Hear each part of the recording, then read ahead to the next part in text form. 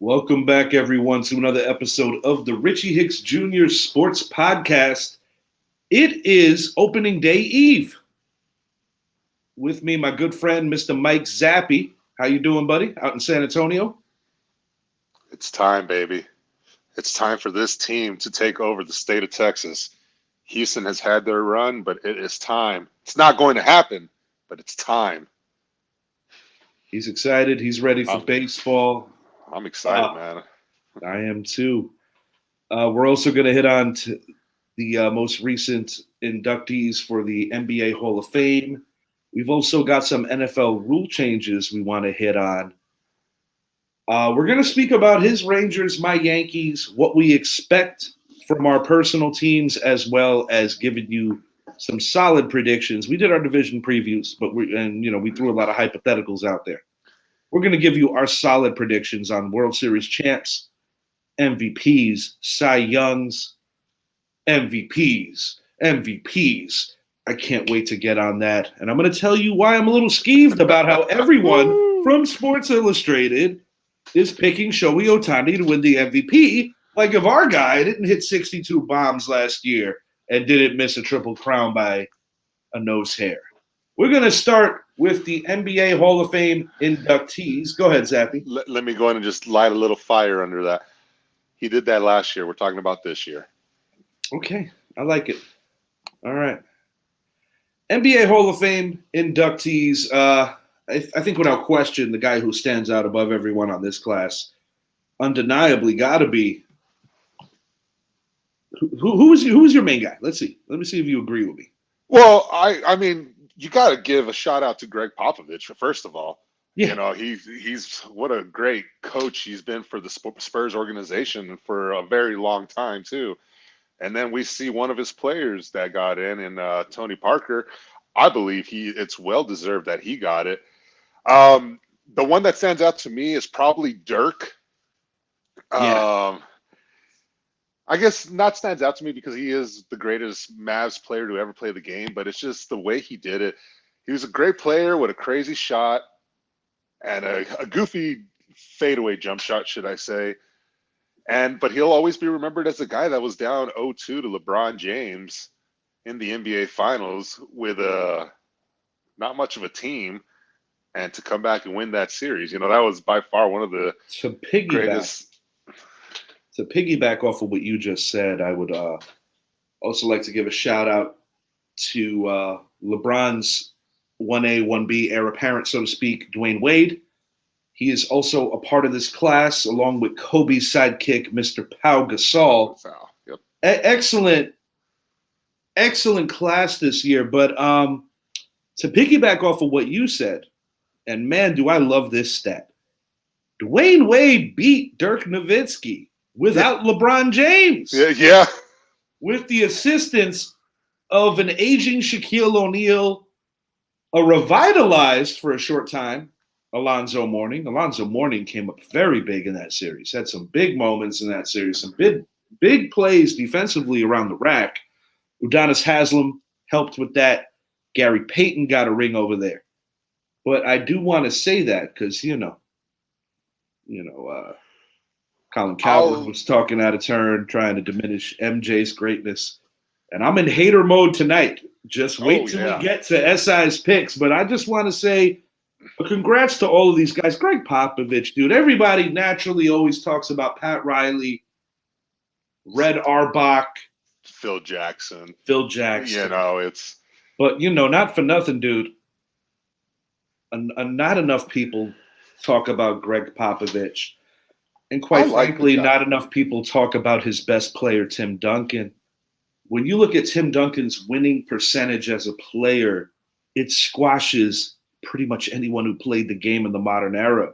And you're talking about the Kobes and the Jordans, the best of the best. I'm not insinuating that Tim Duncan's the greatest basketball player ever. But one thing I will say without question, that man won a lot of games. And he lost few, Should be 6-0 in the finals, were it not for the Ray Allen 3 that made many of Miami fans realize they were locked out of the arena at that point. It wasn't Ray Allen's 3. it was Greg Popovich's mistake to take Tim Duncan out in Yes, that sir. final minute He because would have got Duncan's that. in there. He would have He gets corralled that that rebound.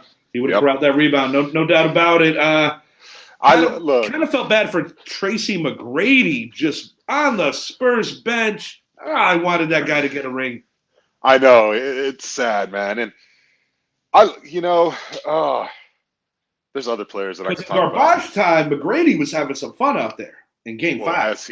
As he should. He would look at how old he was, and he was finally playing in the NBA He was Finals. balling. He was balling out. He knew what time it was. Best player of this class, gotta go Dwayne Wade, no doubt about it.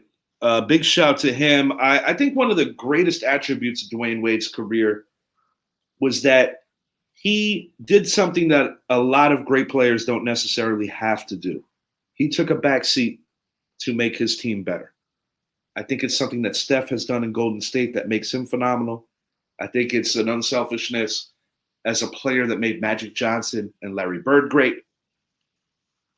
Mm-hmm. I also think maybe on a smaller level, maybe not on a smaller level, maybe on a forgotten level, I think it makes Scottie Pippen great too. But, Dwayne Wade, champion before LeBron's arrival. Like I said, he won with an aging Shaq. That was his team undeniably. And now you fast forward to the finals loss to the Mavs, which was their first year together.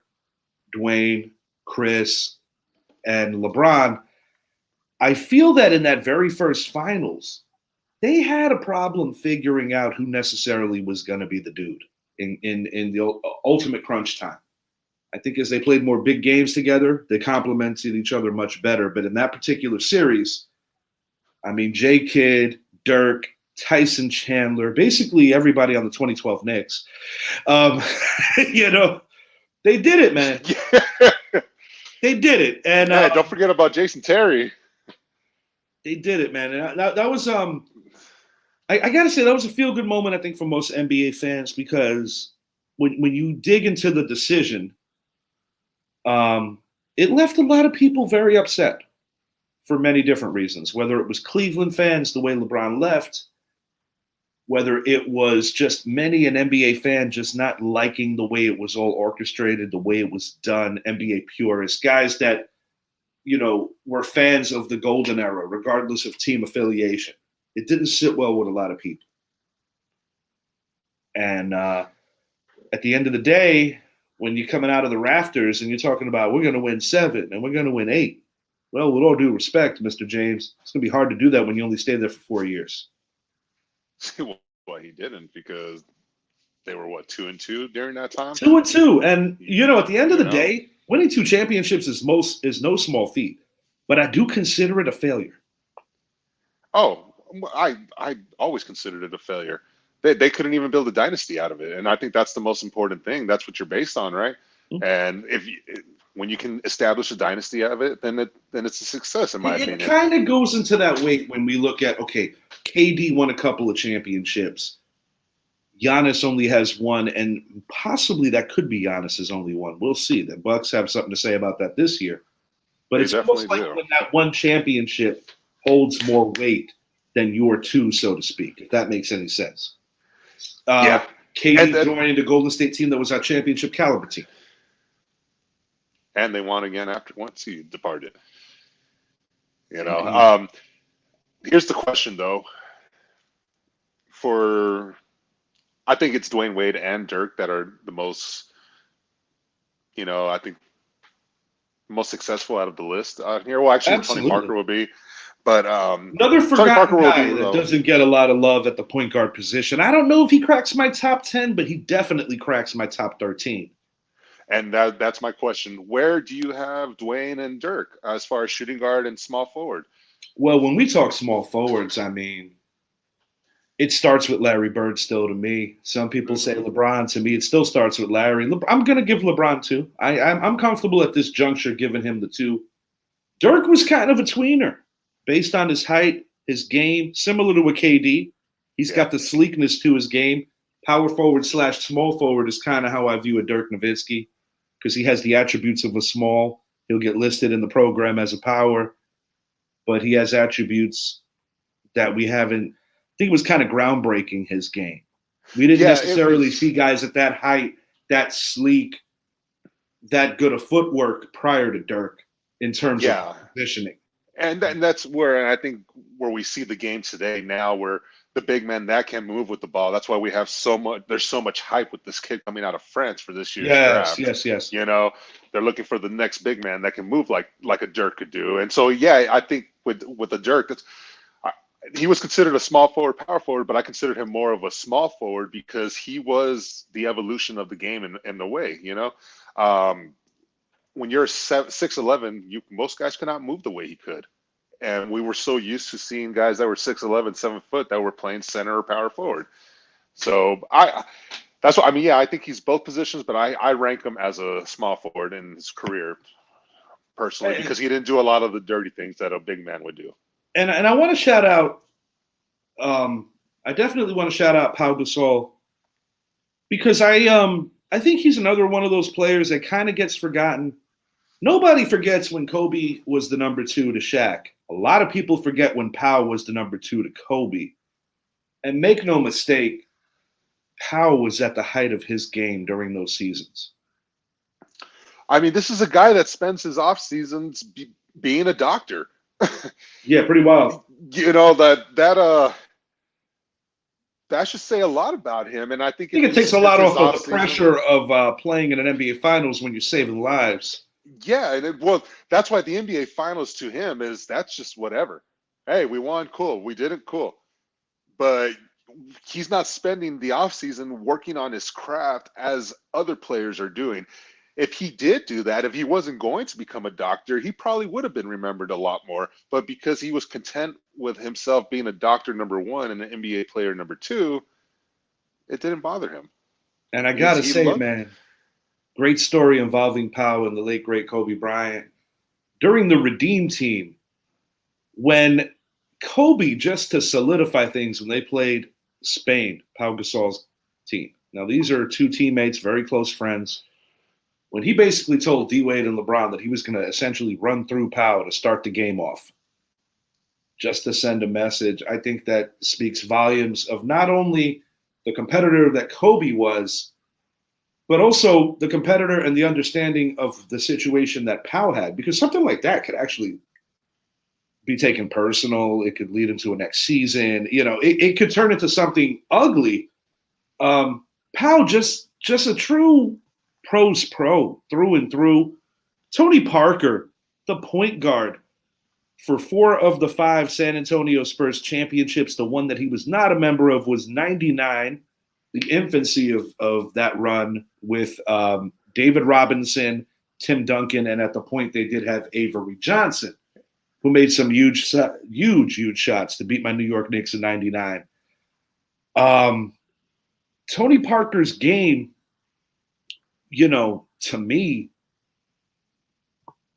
astounding, really, because I feel that, unfortunately, a lot of NBA fans will remember the Spurs and say, oh, they were kind of boring.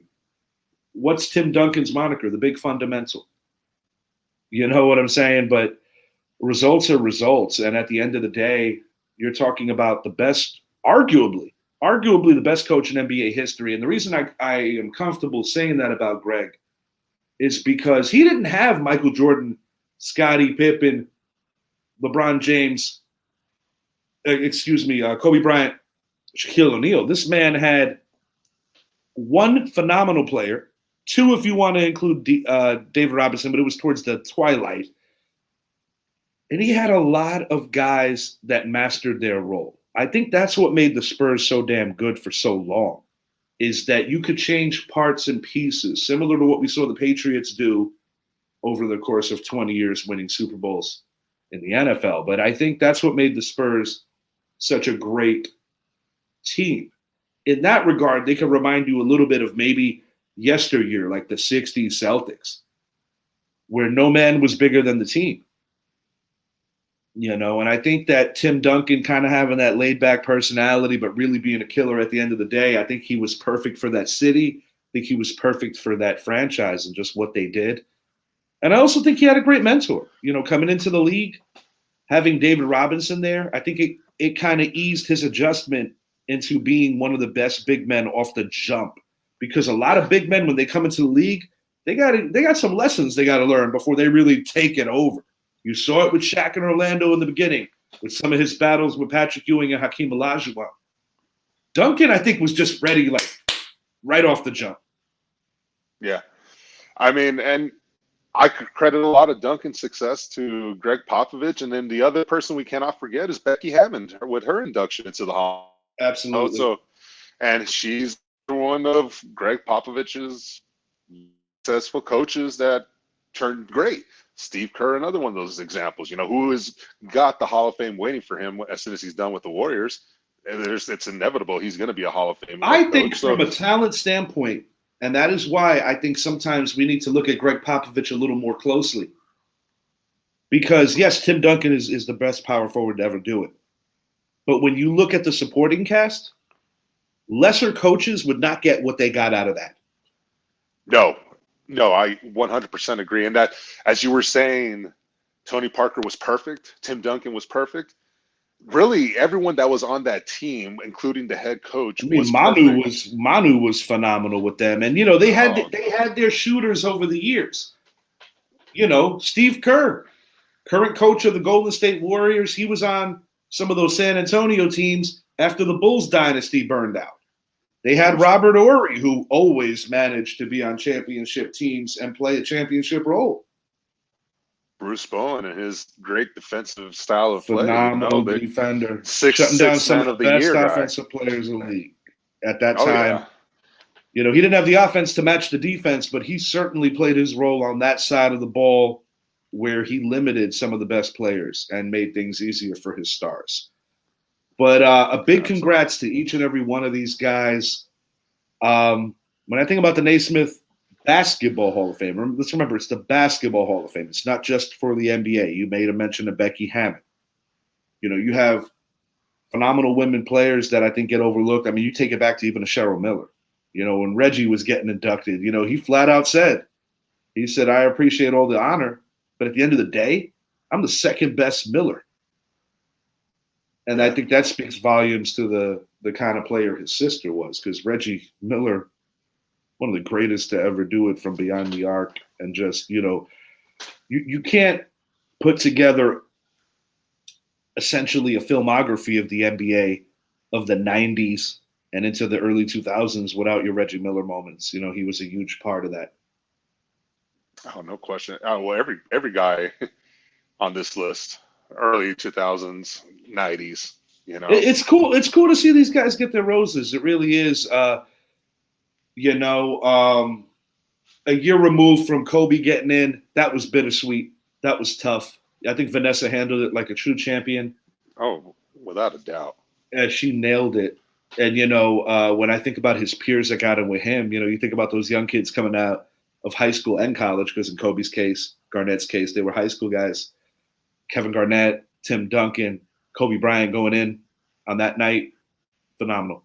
And some of the best speeches that you ever see are actually produced by the the Basketball Hall of Fame. And I think that's exactly what they accomplished, not just on that night, but I'm looking forward to seeing these guys step up there and hear some stories. That's one of the cool things about the Basketball Hall of Fame inductions, is that no matter how much you think you know about a player, I feel that you always find out something you didn't know. And I think that's one of the best things about these inductions. Oh, yeah. And not just in basketball, all sports throughout. I mean, we know quite a bit about football, but we're talking about some rule changes coming out. We've got the NFL rule changes. Zappy, hit us with what you want to start about first. I know that my co-owner of my favorite football team, was very vocal about something regarding Thursday Night Football that I'm going to speak on, but so, we just got done with the annual NFL owners meetings. A couple of rule changes that were made, of course, or changes altogether. Now players are allowed to wear number 0 with the exception of offensive and defensive linemen. Yes. On the Cowboys, we already know who's going to be number 0 on the Cowboys. It's going to be Jaron Kearse. And Micah wanted it. But though, there was a couple of other little things here and there. Removing Michael would have certain sold a lot more words. jerseys too, because he's already sold a ton with the current number. Well, I think that would have led to a couple of upset Cowboy fans because they have the number 11 one. So, but the big one I want to talk about is what you just alluded to. The NFL talking about flexing Sunday games to Thursday night football as well, and allowing teams to play 2 Thursday night football games in a season. Yeah, I'm not for it. me neither.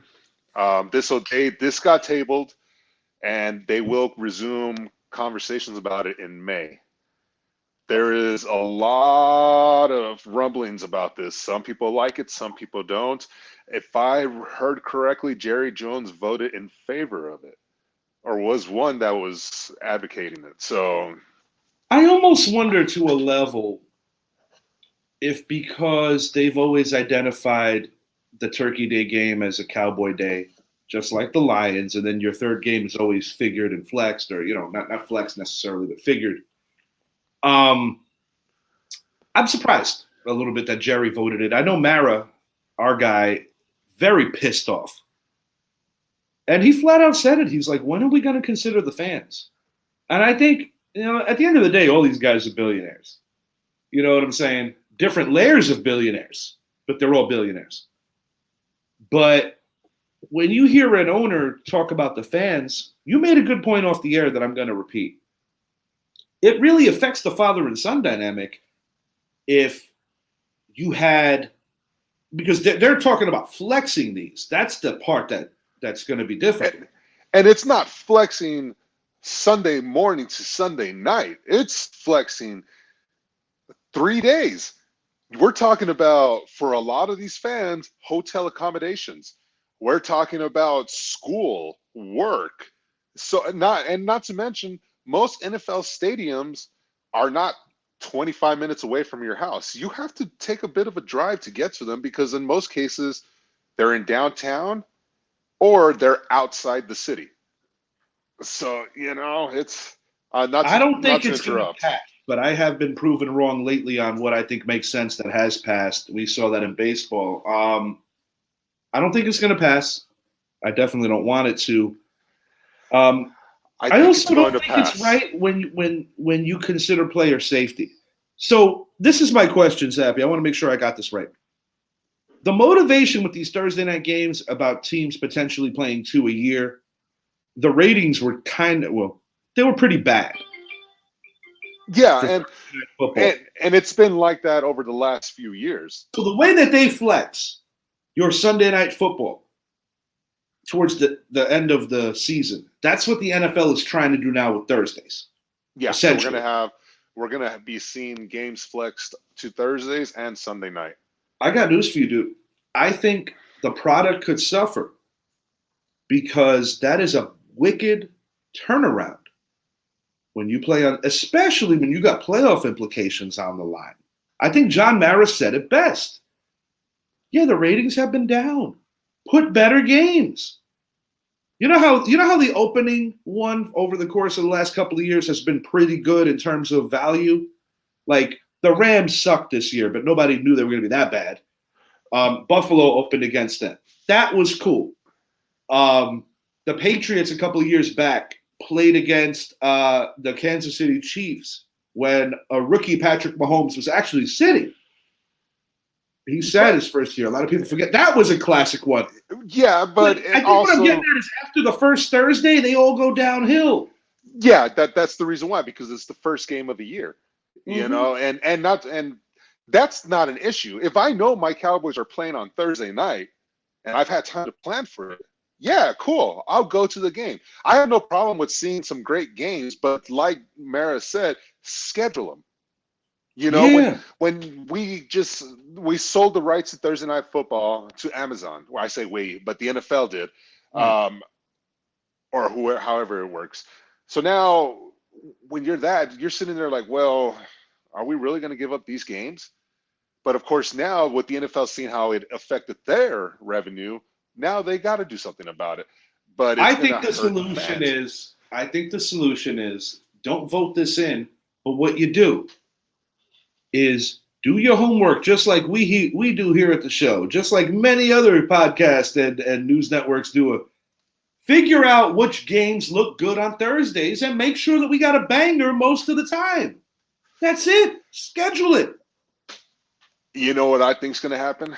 I think it's going to pass. And I think it's going to be something that we're going to, like we saw with the reviewing instant replay. If the injuries go up, if we see that they lose fans or anything like that, viewership goes down because of it, it's going to be gone.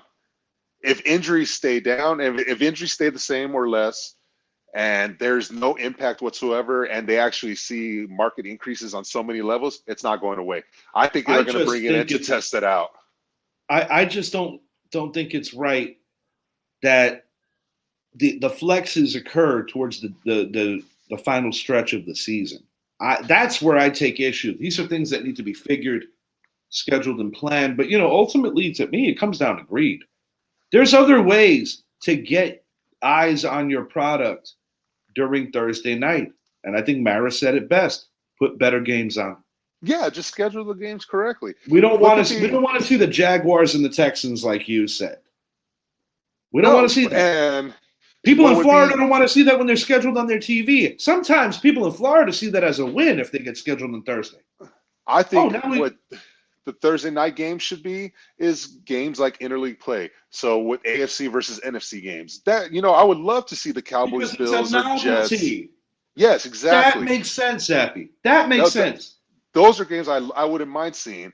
And they bring the argument Jets, about Giants or Buffalo Giants on a Thursday. I could live with that. So much stuff like that. I could live with that. Don't go out there and say, "Oh, we're going to advertise the Buccaneers and the Titans based on what they were," because we know what they're going to be, and if you put those two teams on, it's going to be a complete crap show. And what do we watch for when we know the game's going to sort of suck or it ain't right?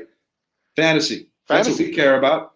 And when you're scheduling teams that don't really have players drafted, most people don't tune in. That's the other part of it.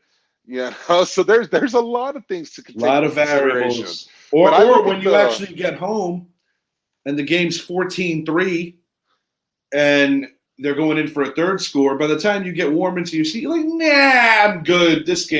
I'm good. Yeah, and especially because the whole, if you're on the East Coast, the game starts at 8:30 your time. So if the game's down early, most people, and if it's a game you don't care about, you're going to bed. Indeed. And speaking of the East Coast and the West Coast, I got a bone to pick with SI. Let's get it. Oh, man. Yes. Sports Illustrated picked Shohei Ohtani to win the MVP unanimously. Why do I take issue with this? There's many reasons. I understand that Major League Baseball has to do a better job of marketing their stars. That has been something that has been a topic on this show for a while. Here and there, we have touched on this. Who's going to be the next face? Who is the next face? Fernando Tatis was wearing that crown ever so briefly. He got busted with the PEDs. He's taken a step back. Aaron Judge, not to be confused with arson, broke a 6-decade-long record last year with his New York Yankees, a Yankee record. Some will say it is the true baseball record, breaking Roger Maris's record. And even before that, what some people might find more interesting, because it was a more famous player, was when he jumped Babe Ruth. Maris, of course, broke Babe Ruth's record back in '61. Many people weren't pleased with it. I would say the reception for Judge breaking it was pretty good. On to Shohei, phenomenal talent. We had this conversation off air with Brett. I wanted Brett to be on the show just because he was really working my nerves. Yeah, he was. Here's the thing. I asked Brett this, and it's not a hatred on Shohei, but I am a little irritated. When a guy breaks a 6-decade-long record, how does he not get one consideration for MVP from one of the most reputable sports magazines in the country? Because the MVP is not based on what you did last year. I It's get based that. on what you're going to do. I get that, but Shohei, this is a deal. In the American League, as well as the National League now, they have a designated hitter. It is a universal DH. For years, the National League did not have this, where their own pitchers batted, and few and far between batted at a successful rate. Shohei is a two-way player. That's why a lot of people consider him this generation's Babe Ruth. And yes, he does deserve that to a level. But while I do think that his pitching, when I looked at what Yahoo has him, and yes, I did draft him. Probably shouldn't have said that, but I did. I drafted the pitcher, not the hitter. This is my thing. Yeah, it doesn't matter. You didn't get Judge, but you got Shohei.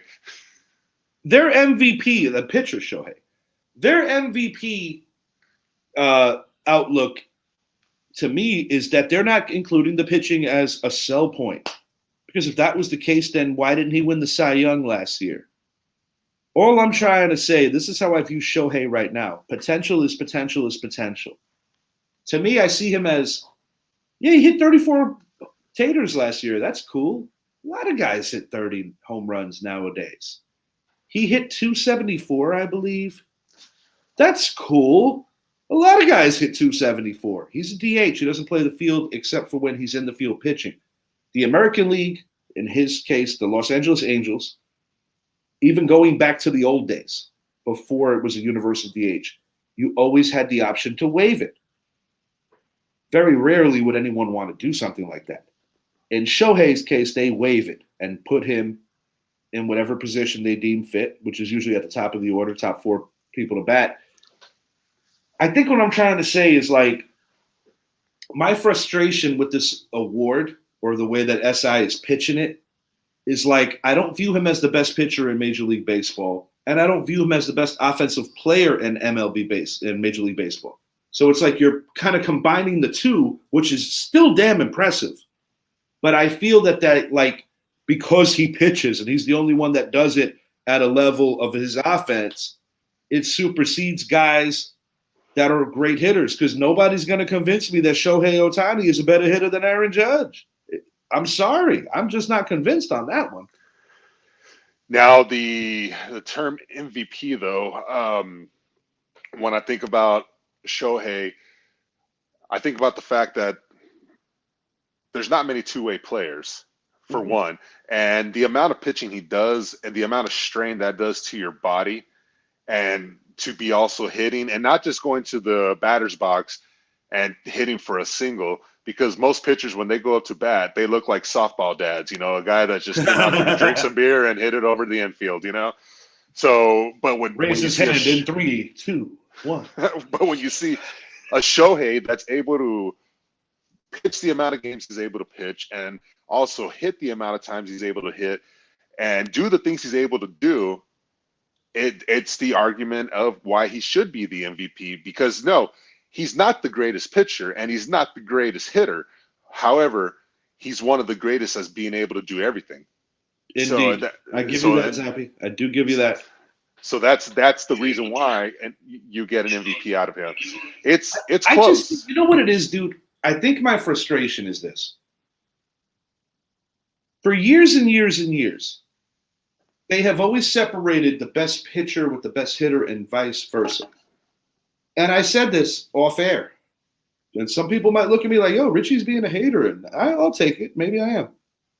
I view him as very good on offense and very good as a pitcher. I don't think that he has quite accomplished great on either side yet. And I understand what you said when we brought up this topic. You're getting looked at on what they think you're going to do, not necessarily what you've done already. And I understand that. It's the same way that we look at contracts. Look at what Lamar Jackson's going through. I get it. I do. But I just think it changes the trajectory of the way that you view this award. This award has always been based on offense. And my thing is this. If dude's hitting 34 taters, 274, under 100 RBIs, it's a good season, but it's not an MVP season. But if that guy is also having to. I'll use it this way: if pitchers had to do what Shohei did, and they were playing 157 games the whole year, which it's not going to happen because no one else does what he does. Would they be in Cy Young conversations? Because if Cy Young, I see what you're saying, because I understand. I'm not ignorant to the fact that what he does is unprecedented in modern era. I do acknowledge that. I just feel that it's still not right with the way they grade this. Yeah, I would feel more comfortable about giving him the MVP award if they gave name your favorite pitcher and his best year and the impact, and then compare him to the other great pitchers, and was the impact that big? It's like a Lawrence Taylor in '86. He's a defensive player. They gave him the MVP award in the NFL. And I think you feel me though, Zach. No, yeah, that's why I think we're seeing about what we're expecting, because you kind of get that feeling. I was very much in touch with the World Baseball Classic this year, and it was awesome. It was awesome, and it was even more awesome to see Shohei play and to see the things he was doing. And it's like, okay, this guy seems like he's coming out to be on a mission this year. If you want me to stay here in Los Angeles or in Anaheim, whatever, same thing. You're going to get the best of me, but you're going to pay me. If not, the next team's going to pay me. And that's the other thing, too, because I think we are, for the most part, in agreement that regardless of what he does this year, there is a distinct possibility that he is moving on. And he might stay on that coast. I could see LA. I could see the Giants. But I don't see him being an Angel in 2024. I do see him being the richest Major League Baseball player of all time. That's the other interesting variable about all this, because it is in the 500 mil range, if you really want to break it down, because you're basing it on what does a top-tier pitcher do. Do I put him in the top 10? Not just yet, but he's definitely in my top 20 for pitchers. Offensive players, you can make a case that he's in the top 10. You can make a case. The point is he's going to make a lot of money because he's really good at two things. I just don't think he's the best at either one. And when I think about MVP, I'm like, you got to be the best at something. That is my issue. You got to be the best at something. Hey, Judge puts himself a 61 home run year this year. Ohtani's going to get the MVP. And that's some bullshit. Ohtani's going to have 37 home runs with 103 RBIs, 30 doubles, we'll give him 9 triples. Yeah. And be hitting 295 while Judge is going to be the Triple Crown winner. Like I said. Hitting 318 with 61 homers and 172 RBIs. And, I get it, but I do feel that some of this is almost like Major League Baseball wants this guy to be the face. And it's not so much that I'm sweating who's the face. I'm not. I just don't like that. I feel that it's almost like a predetermined thing. If he wins 10 games on a crappy team, and if he hits over 30 home runs, we could ignore that he's hitting 20 points under 300. I don't like that. He also did have a slow start to last year, if you remember that. He had a really slow start to the season. Indeed. And so did Judge, for that matter, which makes it interesting. But oh man, I lost it. That's the first time that's happened to me. It's going to be interesting. I'm excited. I really am. I think I'm looking forward to what we're going to see this year from Ohtani, what I think we're going to see. I'm just so irritated that not one person on SI could give him an MVP for the AL. Nice catch, Richie. Hey, nobody could give him an MVP. Like, what was it last year, Zappy? 2 for Ohtani for first. So 28 first place votes for Judge and reverse and 2 it for for Ohtani. second. Reverse it for second. And if Judge had 54 don't get Judge the thing. He had to literally make baseball history. He had to make baseball history.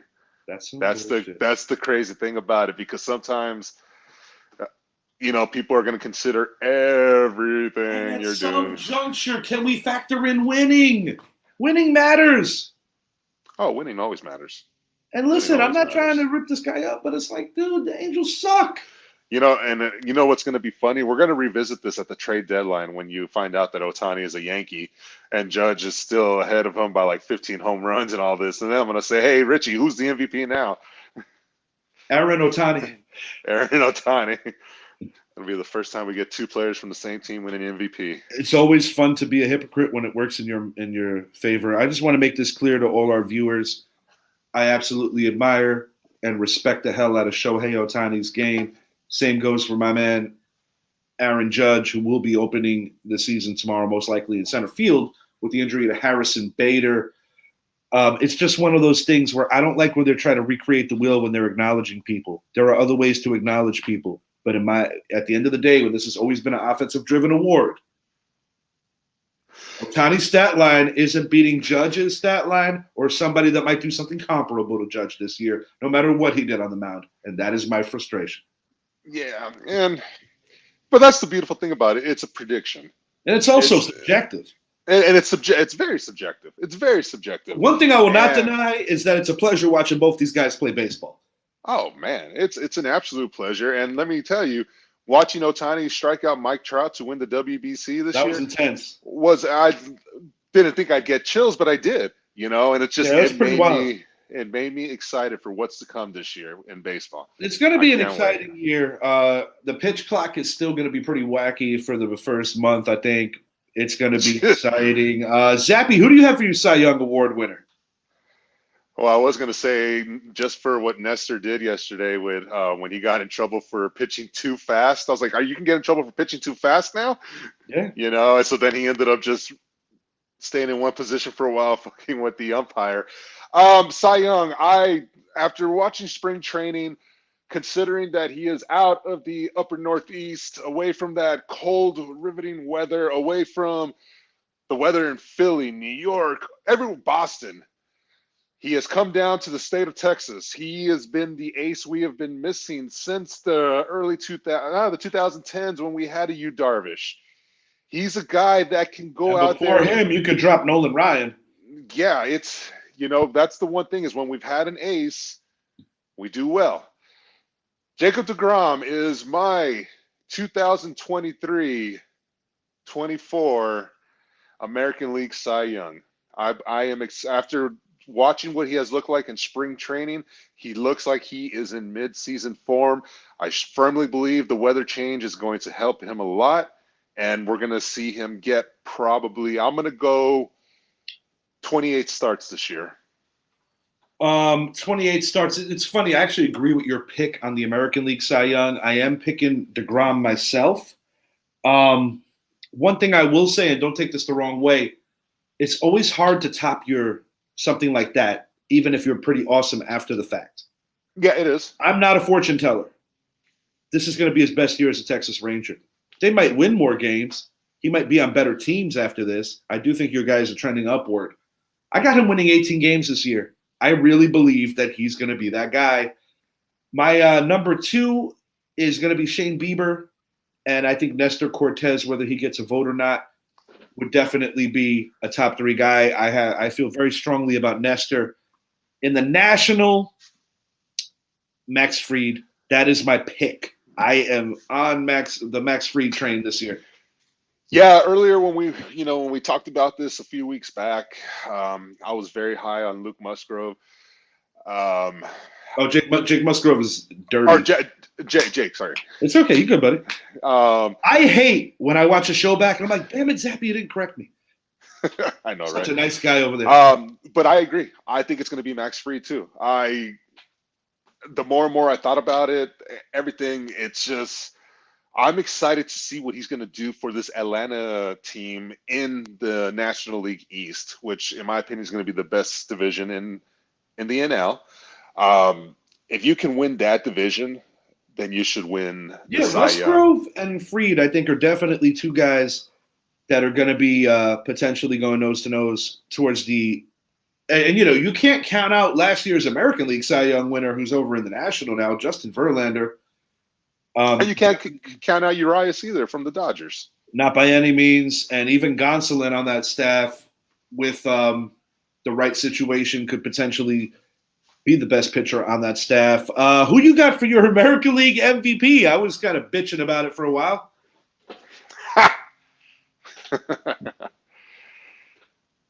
with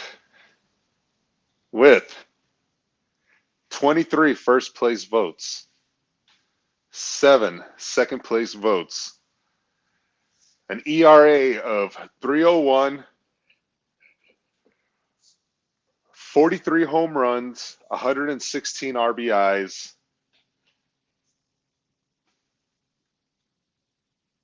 27 doubles, 8 triples. God.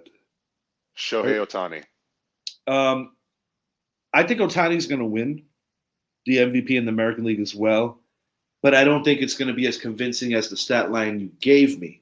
No, I didn't give you Judge's stat line, though. Well, that's the part that's going to probably irk me. Yeah, if you let me give you Aaron Judge will finish second. Judge is finishing. It's between those two.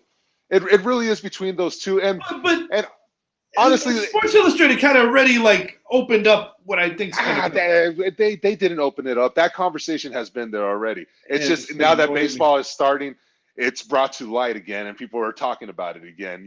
But I think this is, if you were to change the award to the Major League Baseball MVP, I don't think there's 2 players in the National League that would be in consideration with these two. Tatis had that opportunity, and maybe he does because he's been having a fantastic spring. I have a feeling that he has a lot to prove, and he's going to be. I think he's gonna play his way off that. But if he wants, you think it's gonna go the other way?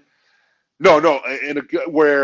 In a sense of being like, okay, there's too much money to throw here. We gotta heard. And they're gonna need something big in return. Heard. So I wouldn't be surprised if Tatis was traded by the deadline. I hope he's not, because I like seeing him in that uniform. Man, I said this on a previous show. We sure could use a left fielder. That would be. Can Volpe play left field? We'll give him Stanton. Okay. Yep.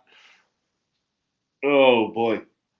Speaking of Volpe, he is my American League Rookie of the Year, and I know I'm taking a stretch on the other side.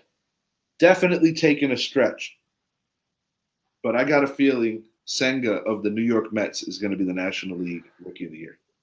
I'm going to go with National League Rookie of the Year. I'm going to go with Corbin Carroll out of the Diamondbacks. That's not a bad pick. I'm excited to watch him finally play in the big leagues. American League. I think it's going to be between what is his name from the Orioles? He has not been activated yet, but I think he will be. You talking about the kid at third? Yeah. Did he make the opening day roster? I have to double check that. I can't remember. Sure he did. I'm pretty sure he did. I think between him, Josh Young of the Texas Rangers. Just bear with me. I'm going to pull him up right now because I forgot his name as well, and I know who you're talking about. But I think it'll be between Josh Young, Volpe, and the third baseman from Baltimore. And I think the edge is going to go to the third baseman. Gunnar Henderson. Gunnar Henderson. Thank you. I think Gunnar Henderson is going to be the American League MVP, American League Rookie of the Year, because of when you take into consideration what the Yankees have, what the Rangers have, and what the Orioles have. I think the Orioles are going to be a playoff team. You think they're going to be a playoff team. And I think I'm just expecting him to be a good kid. I'm excited about Josh Young. I really am. But, yeah, I think it's going to be Gunnar Henderson. Check this out. So I'm looking at John's roster. That's why I remembered that John drafted him, because I have his face, but I couldn't put his name to him. He's got Anthony Volpe and Gunnar Henderson on the team. So he's got 2 potential Rookie of the Year candidates. I actually picked Senga with my final pick of the fantasy baseball draft. And who was your final pick, Zappy? Josh Young. I like it. Good pick. Quality picks all the way around. Home run king this year for the 2023 campaign. Let's go National League, American League, wherever you want to start. Who you got? Whoo, man. American League, I'm going to go Judge. I think he's going to lead the way with 56 home runs this year. It's hard to find someone else in the American League that can possibly put up those numbers. We could talk about Jose Ramirez. We could talk about Vlad Jr. But But when I think of all these guys, I think about them all top off right around the 45 mark. Same with a Marcus Simeon. Yeah. So I say Aaron Judge in the American League. I don't think you can really argue it too much because he has led the American League already a couple of times in his career. Yeah, a lot of people forget that in the Baby Bombers campaign, he hit 57. I've got in the American League, I'm agreeing with Judge. I got his numbers just a bit lower. I got him cranking 52, 10 off last year's pace. And in National League, oh man. I think I'm going to need a second on this one because I can make a strong argument for Paul Goldschmidt. I can make a strong argument for Pete Alonso. I can make a strong argument for Kyle Schwarber. I'm going to go with Fernando Tatis. Even though he's missing some games to jump. Even though he's missing the first month of the season, he's not missing many games. I think like you said, he's going to be very upset this year. I think he wants to prove something to Major League Baseball. I think he wants to prove something to himself. He's going to win the National League home run championship this year with 48 home runs. That is dope. I really do like that. Do I want to agree with you, though? That's the next question. I don't. I'm going to go Kyle Schwarber. That was going to be my pick, but it was 45 for Schwarber. What did you say for Tatis? 48? 48. And that's crazy because for Schwarber, I was going to say 45 too. So that's funny. At least we agree on that. But I have this feeling we're going to see something from Tatis this year because just like you were talking about a little while ago, they were wanting the face of baseball. That was supposed to be Tatis. Indeed. It was him. And now we're talking about Latino Derek Jeter is what they were calling him. Oh, yeah. He's going to come out this year, and he's going to be on fire. I really think. So I'm saying it now. He's going to have a great year. I truly believe Tatis is going to have a great year this year because he's just that talented of an athlete. I understand that your World Series prediction was the San Diego Padres against the Houston Astros. You had the Astros winning that series. How many games do you have that going? 6. If you're in the event that those two do cross paths, I'm actually going to take the Padres in 6. My prediction was the San Diego Padres defeating the New York Yankees in 6, catching revenge for the 98 World Series. I know on the West show. If that one happens, I'm taking the Padres too. I know on the West show you were being pretty logically humble, but being too humbly illogical. You have a second chance. Ken, your Texas, not Ken. Everybody can do anything. They apply everything to it. Will the Texas Rangers make the playoffs this year? Yes. Thank you. Yes, and here's why. Being too humble. No. Hey, put look. him in. Put him in. Hey, I might pick him now because he motivated me. Look, I always try to give the unbiased opinion about everything, but now it's time for me to hype my team up. The Tampa Bay Buccaneers have a middle-of-the-road roster. They have 2 great pitchers, but they don't have much hitting. They're going to fall back. Tampa Bay Buccaneers also play football. I'm sorry, the Tampa Bay Rays. Thank you. You know what? They might be better off with the Buccaneers this year. Who knows? The Tampa Bay Rays offensively, that's definitely interesting. That's a big one. Jacob deGrom, he's going to lead the way with a Cy Young season. We have enough hitting. We had some of the best hitting in the American League last year. It was the pitching. Eovaldi coming over. He's going to have himself a great year. I like that pickup as your number 2. It backs up everybody that should be getting less innings, just a little bit back. Rangers are going to get in. They're going to win 88 games. Bruce Bochy coming to this team has been a blessing in disguise. This team is going to be fun. The no shift, Corey Seager is going to feast. He is going to absolutely feast. I also think with that no shift, you're going to have Anthony Rizzo rake a little better on the average side of things. And it's not the same comparison, but just a guy pertaining to my team. Okay, what's your biggest concern for your team this year? Left field. Hey, how do you like that? Yeah, left field. Same here. I'm excited for our team. I really am. I know we're going to be in position to make a trade come the trade deadline. Injuries as well. I want to make that clear. I'm also concerned about injuries. Yeah, we already have our fair share right now. We have our fair share. First manager to get.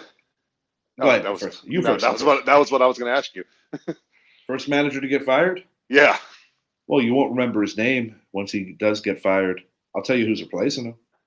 Don Mattingly. Don Mattingly. Yes, sir. Yeah, I don't think our answers were going to change on that. Um, the other one I wanted to ask, American League and National League answer. Out of the 12 playoff teams, who is the team not making it this year from Out each? of 12 playoff teams. Out of 12 playoff teams. Two teams, one from the AL, one from the NL. I'm going to go Tampa Bay Rays. Mhm. Will not make it in the American League. National League, I actually did pick every team from last year to make it, but I did say not too long ago that if I'm concerned about one particular team that made it last year, it's actually the defending National League champions, that being the Philadelphia Phillies. So if I look for a team that's going to replace them, I'm going to say it's a toss-up between the San Francisco Giants and John's Milwaukee Brewers. Yeah, I have a feeling the Milwaukee Brewers are actually going to be in it towards the end, and it's not going to be like by default because the Central is like, I think the Cardinals are going to hold their weight more in the standings. We know what they could do in October, but I also think the Brewers are going to hang around a little longer this year. Yeah, I think so too. I think that their pitching is severely underrated. Yeah, and I agree. I think the Giants, they're a team. I mean, they're literally 2 years removed from being a 100-win team. This Giants team is a good team. They did lose Carlos Rodon, but they have a good team to be able to come back and win. And I got Longo hitting close to 30 this year. I don't know why. I just got that vibe that Longo is going to turn the clock back just a little bit. That'd be awesome, man. I love him. I loved Evan Longoria ever since he came into the league, and when we were living right there near Tampa and being able to see him, you get a special appreciation for that player. I might get laughed at for saying this, but outside of Aaron Judge, I think the most important Yankee this year, not including pitchers, not including the pitching staff, it's actually Giancarlo Stanton. I think Giancarlo Stanton needs to step up, and he needs to be on the field a little more. He needs to contribute in a bigger way. But if Giancarlo Stanton can be the second best home run hitter on the New York Yankees, not just hitting home runs, but I'm talking about just being able to be a little more of that guy that we overpaid for Miami. I think it's going to be massive. I think Anthony Volpe is going to be awesome. I am very, very excited to see what this kid could do. And I just hope that Anthony Rizzo's back holds up. He's had some issues over the last couple of years as a member of the Yankees with that back. I really, really hope that his back holds up because he is one of the finest first basemen with the glove in the game. In that ballpark, play half your games there, he's going to hit you 30. And he has a propensity for drawing a lot of walks and for mastering getting hit by pitches without actually getting a bruise. Yeah. I agree. Stanton, he's got to stay on the field because it's clear. Last year, as soon as he got hurt and he was not in the lineup, that's when your guys offensively started to fall. Yeah, because two Yankees that I would extract from the lineup on any given day, Josh Donaldson, Aaron Hicks. But I do think that Donaldson has the ability to not be such an annoyance to me and many other Yankee fans like me this particular year. How can you hate on Donaldson, though, man? Think back to last year. Down. That was a cool night. It was a special night. And here you're talking about, get Josh Donaldson out of there. For the viewers that didn't watch that show, I'll give you the short version. We only got 90 seconds, but I'll do my best with giving it to you. It was my father's birthday. Last year my father passed away a few days after his birthday. So essentially 5 years was coming up on my dad's death anniversary. Tampa Bay Rays, New York Yankees pitchers duel that turned into a bit of a flood of offense with the rain delay. Then there was another rain delay. Me and Mike Zappi just chatting it up on the phone. What's going to happen? I could never be so correct again in my life. I essentially called every aspect of every base runner of how they were going to get there. Lo and behold, Josh Donaldson comes up and smashes one into the Bronx Knight. Just a couple minutes remaining on my dad's birthday. Yankees get the win. And we took a shot to that, too. We took a shot to my father's memory, which was pretty damn cool. This is one of those days that my dad always very much so got excited to. As a kid, I must say I got treated to my fair share of Yankee home openers. And it's just a great day for baseball fans through and through. And it's an awesome day for everyone, no matter who you root for. Everybody's 0-0 tomorrow. For my co-host, Mike Zappi, I am Richie. I appreciate you guys hanging with us late. Very creative. We are out. Let's go Rangers.